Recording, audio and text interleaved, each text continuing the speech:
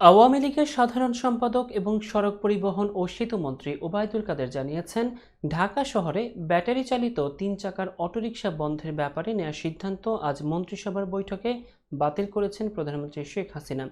রাজধানীর বঙ্গবন্ধু অ্যাভিনিউয়ে আজ সোমবার দুপুরে আওয়ামী লীগের প্রথম প্রতিষ্ঠাবার্ষিকীর সমাবেশে এই তথ্য জানান ওবায়দুল কাদের। কাদের বলেন, বর্তমান বাজার পরিস্থিতি বিবেচনায় নিয়ে স্বল্প আয়ের মানুষদের সুবিধার জন্য সিদ্ধান্ত পরিবর্তন করেছেন সরকার প্রধান।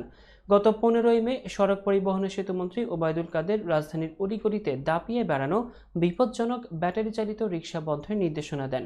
পরে বাংলাদেশ রোড ট্রান্সপোর্ট অথরিটি জানায়, ঢাকা মহানগরীতে ব্যাটারি অথবা মোটর চালিত রিকশা বা ভ্যান এবং রংচটা জরাজীর্ণ লক্কর-ঝক্কর মোটরযান চালানো বন্ধ করা না হলে আইনানুগ ব্যবস্থা নেওয়া হবে। এদিকে এই নির্দেশনার পর গতকাল রোববার থেকে রাজধানীর মিরপুর সহ বিভিন্ন স্থানে বিক্ষোভ করেছেন অটোরিকশা চালকরা। কালশির একটি পুলিশ বক্সে আগুনও দেয়া হয়। আজ সোমবারও রাজধানীর রামপুরা সহ বিভিন্ন স্থানে বিক্ষোভ করেছেন তারা।